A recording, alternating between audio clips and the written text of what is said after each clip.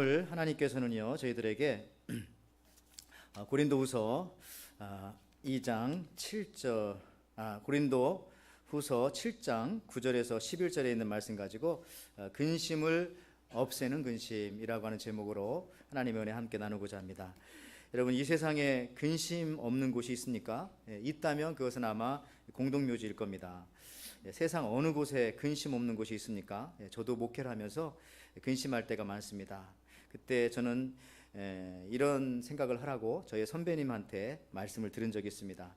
선배님께서는 말씀하시기를 성도는 딱 두 그룹으로 분류하면 된다고 합니다. 첫째, 나를 위해서 기도해 주는 성도, 또 나를 기도하게 하는 성도. 이렇게 구분하면 이 두 그룹 다 나를 위해서 꼭 필요한, 목회를 위해서 꼭 필요한 분들이시거든요. 그래서 누구를 좋아할 것도 미워할 것도 없이 다 사랑해야 할 그런 성도가 된다는 것입니다. 여러분도 교회 안에서 모든 형제 자매들을 이렇게 생각하시길 바랍니다. 저 사람 나를 기도하게 만드는구나, 아니면 내가 기도해 줘야 되겠다, 이렇게 생각하면 되는 것입니다. 오늘 이런 마음으로 하나님의 귀한 말씀 듣고 은혜 받으시기를 바랍니다. 그 저온살균이라고 하는 말 들어보셨습니까? 예를 들어서 우리가 우유를 살균을 할 때에도 저온살균을 합니다. 그 이유는 아주 높은 온도에서 죽지 않는 세균들이 있습니다.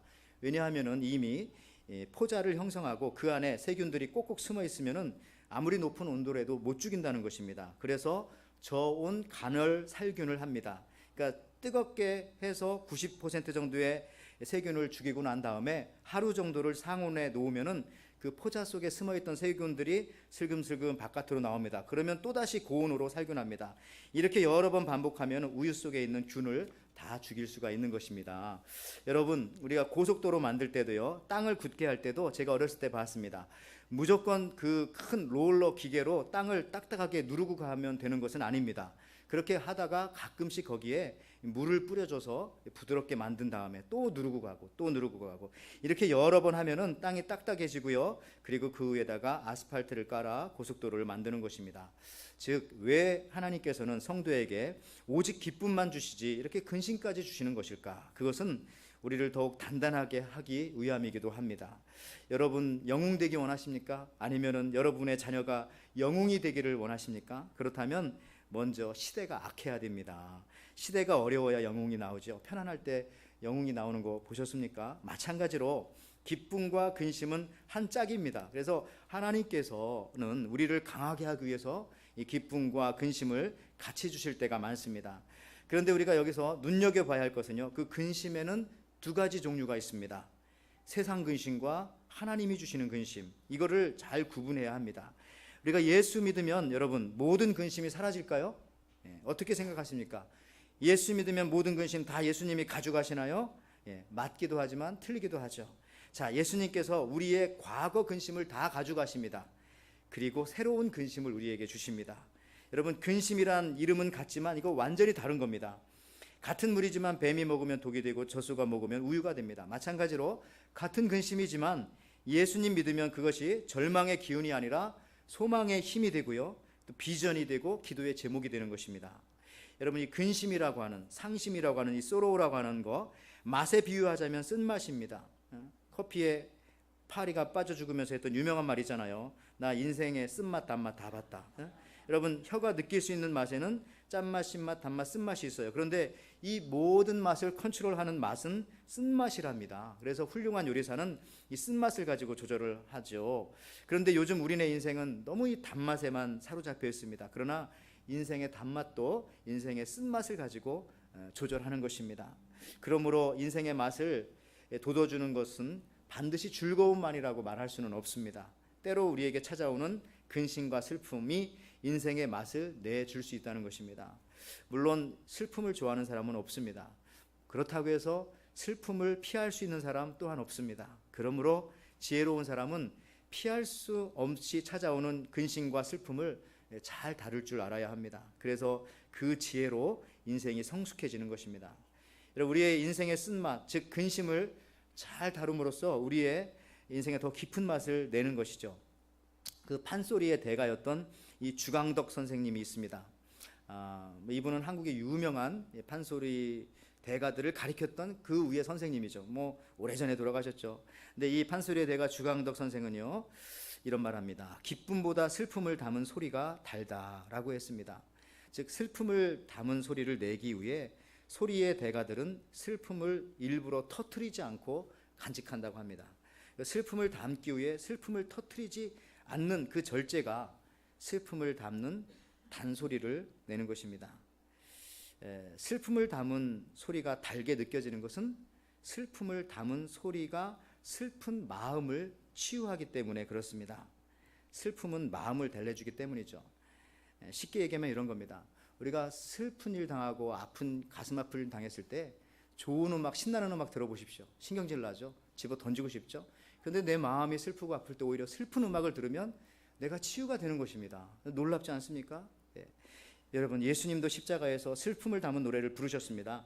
엘리 엘리 라마 사막다니, 하나님 하나님 어찌하여 나를 버리시나이까 하는 이 외침, 이 슬픔을 담은 단노래, 이것은 예수님이 이런 슬픔을 감당하셨기 때문에 슬픔 당하는 모든 사람들을 위로해 줄 수 있고 능히 건져내실 수가 있는 겁니다. 실제로 마음이 아프고 슬플 때 흥겹고 기쁜 노래보다는 슬픈 노래를 들으면 치유를 경험하기도 하는 것입니다. 우리 인생에 있어서도요, 근심은 그런 겁니다. 인생의 맛을 조절해주는 단어라고도 말할 수가 있습니다. 그래서 그 근심을 어떻게 사용하고 어느 정도 사용하느냐에 따라서 우리 인생의 맛과 깊이는 완전히 달라지는 것입니다. 우리 사랑하는 성도 여러분, 그거 아십니까? 정말 근심할 것을 근심하면 근심하지 않아도 되는 근심으로부터 자유할 수가 있습니다. 이 쇼펜하우어가 말하기에 이런 말했죠. 약간의 근심, 고통, 고난은 누구에게나 필요한 것이다. 바닥짐을 안 실은 배는 안전하지 못하여 곧장 갈 수 없기 때문이다. 그래서 여러분, 배에다가도요, 바닥짐이 없으면 오히려 작은 파도에 흔들리고 결국에는 뒤집어질 수도 있는 것이죠. 말도 어느 정도 짐을 실어야 빨리 달려갈 수 있는 것과 같습니다. 여러분, 예수 믿기 전에 근심과 그래서 예수 믿은 후에 근심이 다른 겁니다. 여러분, 그 병을 치료하는 방법 중에 같은 병을 가지고 그 병을 치료하는 방법이 있습니다. 심리학 공부를 할 때 가장 인상적이었던 내용은 그런 거죠. 공포를 가지고 치료하는 것입니다. 흔히 그 광장 공포증이라고 하는 아로아포비아라고 하는 거 있잖아요. 이거는요, 사로잡혀 있는 사람에게, 이 광장 공포증에 사로잡혀 있는 사람에게 오히려 그 공포스러운 상황을 경험하게 하여서 야, 이거 아무것도 아니구나, 이런 것들을 깨닫게 해주는 것이죠. 광장 공포증에 걸려 있는 사람들은 이 넓은 데 나가기를 무서워합니다. 그럴 때 그냥 아예 넓은 데 훅 밀어버리면 처음엔 무서워하지만 이거 아무것도 아니었네, 이렇게 되어진다는 것이죠. 여러분들, 우리 일상생활에서도 흔히 쓰는 이게 지혜인데요. 우리 특히 한국 사람들, 이열치열이라는 말 들어봤잖아요. 열은 열로 치료하고 다스릴 수가 있다. 그래서 우리는 뜨겁고 더운 날 뜨거운 인삼을 넣은 뜨거운 삼계탕을 먹으면서 땀을 흘리는 것입니다. 오히려 더운 날 차가운 음식을 먹으면 배탈이 날 수도 있기 때문에 그렇습니다. 우리 한국 사람들 이런 거 잘 이해하잖아요. 그래서 목욕탕에도요, 뜨거운 목욕탕에 들어가서 시원하다 이러고, 된장국도 뜨거운 된장국을 먹으면서 야, 시원하다. 그래서 손자가 그거 먹다가 할아버지는 거짓말쟁이다, 이런 말도 많이 듣고요. 또 우리 한국 사람들은 매운 고추를 매운 고추장에 찍어 먹잖아요. 여러분, 이처럼 근심은 근심으로 치료하는 방법도 있다는 것이죠. 다시 말해서 진짜 근심을 하면은 가짜 근심은 다 사라지게 된다는 것입니다. 좀 더 이해하기 쉽게 극단적인 비유이기에 여러분 이해하고 들으시기를 바랍니다. 심각한 암에 걸려보세요. 그러면 그 전에 다른 데 아팠던 것들은 잘 기억나지도 않습니다. 그거부터 치료해야 되지 않겠습니까? 정작 근심해야 할 것을 근심하면 작은 근심들은 다 사라집니다. 그러면 우리가 정작 근심해야 할 근심이 무엇인가? 오늘 본문에서 사도 바울이 고린도 교회를 향해서 이렇게 말하죠. 여러분이 문제가 많은 교회가 된 이유는, 고린도 교회가 세상 근심이 많기 때문입니다. 그러니까 이제부터 하나님의 뜻대로 하는 근심으로 세상 근심을 몰아내십시오, 이렇게 말씀하는 겁니다. 그래서 오늘 고린도후서 7장 10절에 하나님의 뜻대로 하는 근심은 후회할 것이 없는 구원에 이르게 하는 회개를 이루는 것이요, 세상 근심은 사망을 이루는 것이니라. 이거 분명히 나오잖아요. 하나님의 뜻대로 하는 근심, 세상 근심. 여러분, 제 수요 예배 때도 말씀드렸고요, 옛날 우리 초등학교 교과서에도 나왔던 이야기입니다. 고무신 한 짝으로 소를 훔치는 이야기가 있었습니다. 자, 시장에 소를 내다 팔려고 가는 농부가 있습니다. 그러면 어떻게 이것을 알고 소 도둑놈이 이 고무신 한 짝을 그 길에다가 살짝 떨어뜨립니다. 그러면은 소를 시장으로 끌고 가던 농부가 고무신 한 짝 이렇게 보고서 떨어진 거 보고 별로 신경 안 씁니다. 그냥 걸어가는 거죠. 그런데 얼마쯤 걸어가다가 이 건물의 코너를 막 돌아서니까 거기에 또 고무신 한 짝 깨끗한 것이 떨어져 있는 것이죠.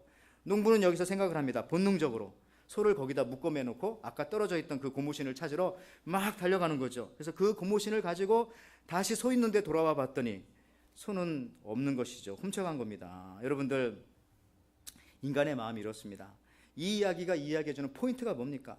고무신 지키려다가 훨씬 더 가치 있는 소를 잃어버렸다는 것입니다. 즉 우리가 해야 할 근심하지 않고 엉뚱한 것에 우리의 마음을 빼앗기고 있으면 정작 한 번뿐인 아까운 인생 우리 도둑 맞고 산다는 것입니다. 그래서 근심해야 할 것을 근심하면 쓸데없는 근심들 다 사라지게 되는 겁니다. 하나님 앞에 이 근심 사라지게 해달라고, 이 두려움 사라지게 해달라고 기도할 필요도 없어요. 그냥 하나님이 하라는 그 근심만 하게 되면 나머지 근심들은 다 사라지게 된다는 겁니다. 그래서 이 종교 문화계의 로벨상인 템플턴상을 받았던 간디도 이상을 받았었죠. 우리 한경진 목사님 이런 말씀을 하셨어요. 우리는 진정으로 근심할 것을 근심하지 않기에 우리가 항상 근심 걱정에 사로잡혀 살고 있다. 여기서 우리는 크리스찬들을 말합니다. 죄송하지만 우리가 내일 죽는다고 생각해 보세요. 그러면 지금 오늘 이 시간에 하는 근심 그거 아무것도 문제가 되지 않습니다. 그렇죠? 여러분, 초대교회 때 성령 받은 제자들은 이것을 알았습니다. 그러므로 그 초대교회 때 그들이요, 이 땅에서 정말 근심할 것을 근심하고 살았기 때문에 정작 지금 우리가 하는 그 수많은 근심들을 그분들은 하지 않고 살았어요. 이유가 그겁니다. 그렇다면 그들의 걱정은 무엇이었을까? 그들의 근심은 무엇이었을까요? 자기를 위한 걱정이 아닌, 자기를 위한 근심이 아닌 남을 위한 근심이었습니다. 자기의 물질을 위한 걱정이 아니라 내 영혼과 남의 영혼을 위한 근심이었습니다. 내가 구원받았으니 잘 먹고 잘 살다가 천국 가자 하는 것이 아니라 나는 천국 가는데 내 형제, 내 부모, 내 친척, 내 친구들 어떻게 되는가 하는 그 근심, 즉 이게 바로 예수 믿으면 마땅히 해야 할 근심이 생기게 된 것입니다. 여러분, 그래서 우리 구원받은 사람들의 표정은 오늘 주보 겉표지에도 나오지만 이 모나리자의 표정이라고 합니다. 즉 가만히 보면 웃는 건데 또 계속 보면은 우는 것 같기도 합니다. 그래서 웃는 것도 아니고 우는 것도 아닌 이 두 가지 표정이 섞여 있습니다.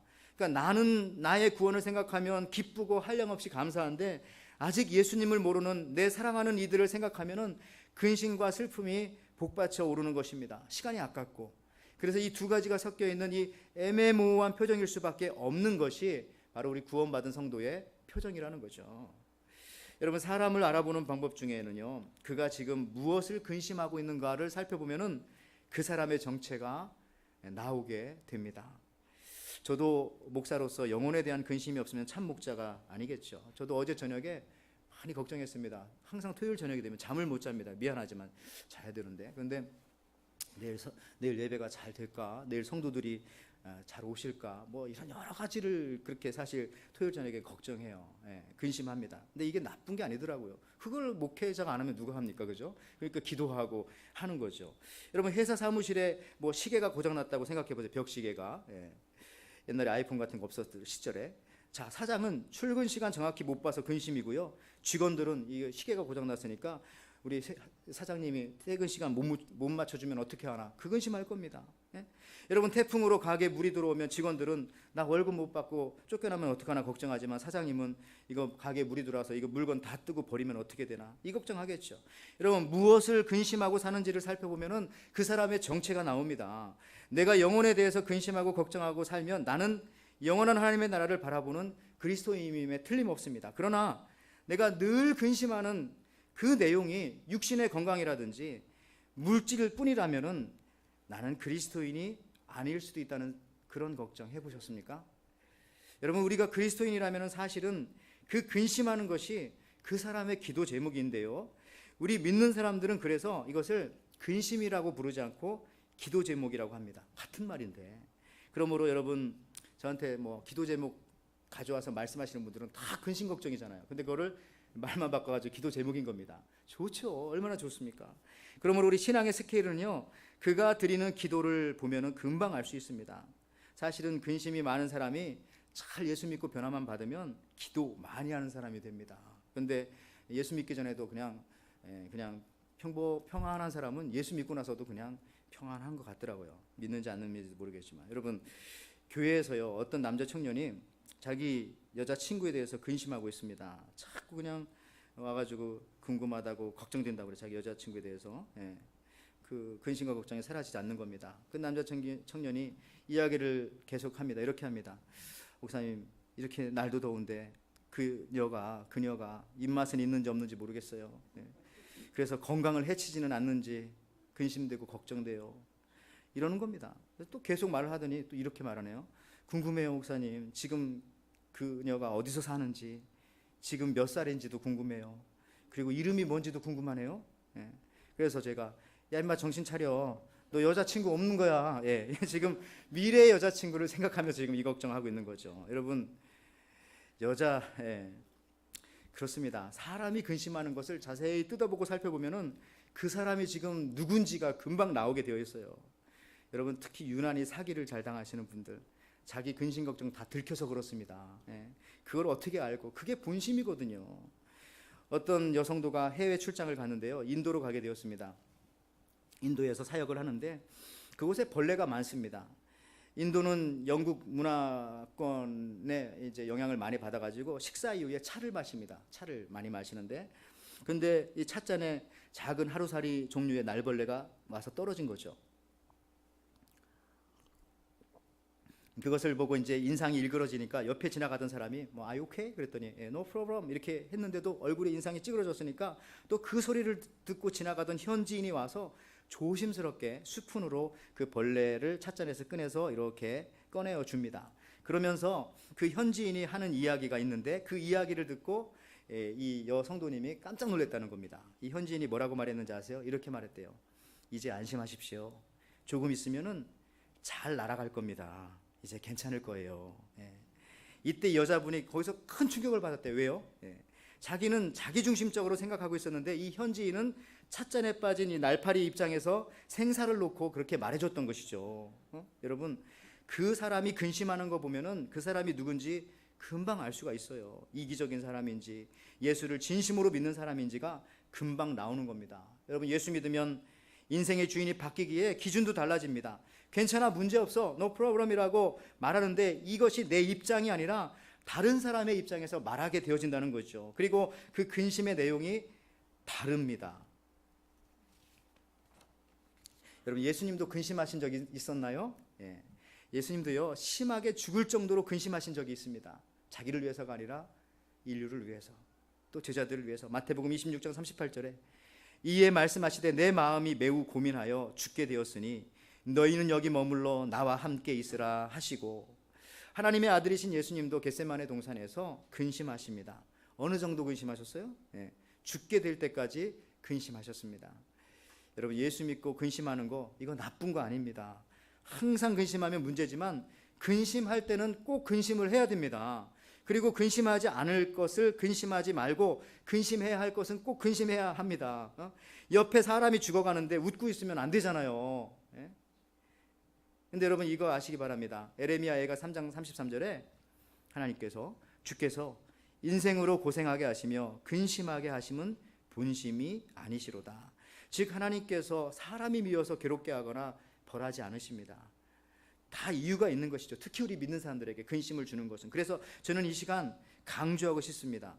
우리가 이 마귀의 속임에 넘어가지 말아야 합니다. 마귀는요, 우리 인생에 있어서 근심하지 않아도 될 것을 자꾸 생각나게 하고 그것을 자꾸 근심하게 해서 정작 우리가 근심해야 할 것을 못하게 하는 것입니다. 그 시간을 다 뺏어가 버리는 거죠. 사실 우리가 무엇을 먹을까, 무엇을 입을까, 뭐 그게 대수입니까? 진짜 우리가 걱정하고 근심해야 할 것은 우리의 영혼입니다. 우리의 영혼이 발가벗겨졌는지 그렇지 않은지 그것을 늘 근심하면서 살아가야 합니다. 또한 내가 하나님 앞에 정말 온전한 삶을 살고 있는지. 여러분, 현대인들의 모습을 살펴보면서 우리는 너무 안일하게 살고 있지는 않나 하는 생각하게 됩니다. 그래서 정작 근심해야 할 부분은 너무나 많이 놓치고 산다는 거죠.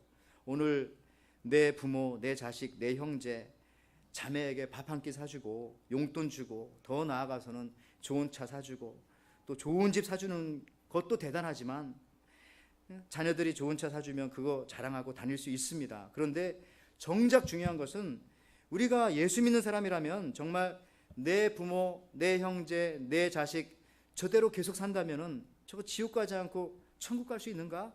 사도 바울처럼 이것을 분명히 보고 근심해야 한다는 것입니다. 물론 더 나아가서 나 자신도 이대로 살면 이게 되는 건가? 하나님이 정말 기뻐하는 삶을 내가 지금 살고 있는가? 나의 삶을 통해서 하나님 앞에 영광이 올려지고 있는가? 이것을 우리가 근심하며 살아야 합니다. 그럼 그때 세상 근심은 사라지게 된다는 겁니다. 그런 보너스를 주셔요. 그렇지 않고 좋은 집, 좋은 차, 좋은 옷, 좋은 음식 먹어서 근심하고 걱정하고 그거 못해가지고 자존심 상하고 기분 상한다면 참 그것은 적어도 온전한 크리스찬은 아닐 것입니다. 왜? 진짜 근심해야 할 것을 근심하지 않고 있으니까요. 그래서 오늘 여러분 이 초청 전도주의를 위한 태신자 작전 카드 여러분 그 안에 다 들어있죠. 이거 어디 갔어? 예, 들어있죠. 그 네모난 거 하얀 거.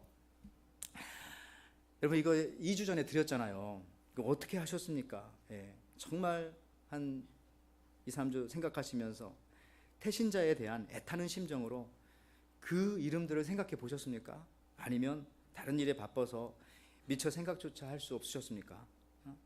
여러분 금방 없어지고 썩어질 것을 위해서 시간과 물질과 에너지를 쓰고 정작 썩지 않을 영원한 것을 위해서는 우리가 얼마나 많은 에너지와 시간을 사용하셨습니까? 우리가 죽어가는 지옥 갈 수밖에 없는 사람들에 대한 이 비통함, 애통함, 상실함이 없다면은 제가 진짜 두려워하는 것은요, 이 시간 다른 걸 두려워하는 게 아니라 우리의 정체성이 의심스럽다는 겁니다. 저와 우리들이. 우리들은 정말 예수 믿는 사람들일까? 정말 우리들 안에는 예수가 계신 건가? 나도 그들 중에 하나일 수 있다는 것이죠. 내가 목회자건 직분자건 그건 상관이 없습니다. 내가 아직 예수를 경험해 보지 못했기 때문에 다른 사람에게 말할 수 없는 것입니다. 체리의 맛을 아는 사람만이 체리에 대한 먹고 싶음, 갈증을 느끼는 것입니다. 체리를 먹어보지 못한 사람은 체리라는 말을 들어도 그런 목마름, 그런 갈증은 전혀 없을 것입니다. 왜요? 한 번도 경험해 보지 못했기 때문에. 그래서 야고보서 4장 9절 말씀에 슬퍼하며 애통하며 울지어다 너희 웃음을 애통으로 너희 즐거움을 근심으로 바꿀지어다. 여러분 그렇습니다. 우리가 어떤 면에서는요 하하호호 히히랑락 케세라세라 하면서 살면 안 되는 시대에 어떻게 보면 이 시대에 살고 있는 것이죠. 우리 예수님 오실 날 기다리고 있잖아요. 또 요한복음 16장 20절에도 내가 진실로 진실로 너희에게 이르노니 너희는 곡하고 애통하겠으나 세상은 기뻐하리라. 너희는 근심하겠으나 너희 근심이 도리어 기쁨이 되리라. 여러분 진정한 기쁨은 근심을 통과한 기쁨입니다. 그래서 오늘 너희가 형제, 자매, 일가, 친척, 친구들을 위해서 진정 애통하느냐? 하나님이 이런 사람에게만 이렇게 말씀하십니다. 너희 근심이 도리어 기쁨이 되리라. 그런데 이와는 반대로 지금 잃어버린 영혼에 대한 슬픔이 없는 자들에게 대해서는 이렇게 말씀하십니다. 그런 말을 우리 중에는 아무도 듣지 않기를 제가 기도하고 소원하면서 이 말씀을 읽어드리면 마태복음 25장 30절에 이 무익한 종을 바깥 어두운 데로 내쫓으라. 거기서 슬피 울며 이를 갈리라 하니라. 지금 우리가 영혼을 위하여 근심하고 슬퍼하는 자 도리어 기쁨이 되리라고 하는 이 말씀이 정말 저와 여러분들에게 내려지는 그런 축복의 말씀이 되기를 바랍니다. 어떤 분이 예수 믿고 나서 기쁨도 잠시 큰 근심에 사로잡혔습니다. 어떤 여자 성도가. 그래야 됩니다. 예수 믿으면 처음에 기쁘지만 갑자기 큰 슬픔이 몰려와야 돼요. 이거죠. 나는 믿어 천국 가지만 내 남편은 어디로 가는가? 내 남편은 지옥 가는데 근심이 쌓이기 시작했습니다. 그래서 여자분은 새벽 예배나 주일 예배 올 때 꼭 이 남편의 신발을 가슴에 품고 교회에 왔다고 합니다. 결국 남편이 예수 믿게 되었고요. 또 하나님께서 큰 은혜를 주셨습니다. 라고 하는 이 얘기를 어떤 목사님으로부터 들은 또 어떤 여성도가 자기는 또 가서 집에서 자기 남편 신발을 이제 들고 올 용기까지는 안 생겼나 봐요. 그래서 그 신발을 교회 올 때마다 늘 교회가 있는 방향으로 다 이렇게 방향을 돌려놨어요. 모든 신발을. 그랬더니 이 남편이 하루 이틀도 아니고 매일 그러니까 속으로 생각하기에 저게 미쳤나? 뭐 치매 걸렸나? 뭐 이런 생각이 드는 거죠. 그때 이제 부인이 물어보는 거죠. 왜 그러냐고. 그랬더니 부인이 나 큰 근심이 있다고 하면서 이렇게 말합니다. 당신이 나 사랑해주고 나 이뻐해주는 거 알아. 그리고 당신 때문에 정말 그동안 행복하게 살았어. 그런데 나 요즘 마음속에 큰 근심이 있어. 눈물도 또 뚜루룩 떨어지는 거예요. 갑자기 성령이 감동을 주셔야 이게 눈물도 떨어지지. 억지로 울면 이상합니다. 그때 남편이 뭔데? 부인이 눈물 흘리면서 이렇게 말합니다. 나는 믿어서 천국 가는데 내가 당신 이렇게 사랑하고 내가 당신한테 너무 감사한데 우리 갈 곳이 다르다니 이거 어떻게 해야 할지 모르겠어. 그래서 내가 마음이 너무 아파. 또 그렇게 말하면서 또 눈물이 쭈르륵. 이것도 역시 성령이 감동해 줘야 이게 가능해요. 그러자 남편이 그래? 그럼 어디 한번 가보지. 그래서 한 번 오게 되어지고 두 번 오게 되어지고 그러다가 결국 이 남편이 부인보다 더 잘 믿게 되었다는 얘기인데, 여러분 오늘 말씀 고린도후서 7장 10절에 하나님이 뜻대로 하는 근심은 후회할 것이 없는 구원에 이르게 하는 회개를 이루는 것이요 세상 근심은 사망을 이루는 것이니라. 오늘 그 다음 말씀 고린도후서 7장 11절 세번역 성경으로 좀 쉬운 말씀으로 제가 읽어드리겠습니다. 보십시오. 하나님의 뜻대로 하게 된 이 근심으로써 여러분에게 얼마나 많은 변화가 일어났습니까? 여러분이 나타낸 그 열성, 그 변호, 그 의분, 그 두려워하는 마음, 그 그리워하는 마음, 그 열정, 그 응징은 참으로 놀라운 것입니다. 여러분은 그 모든 일에 잘못이 없음을 보여주었습니다.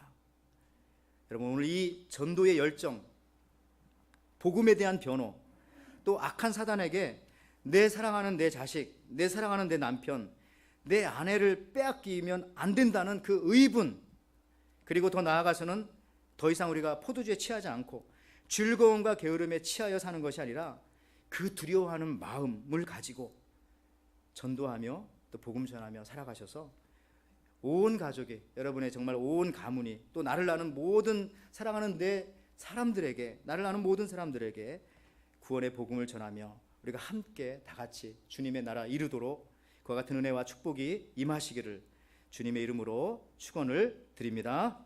아멘.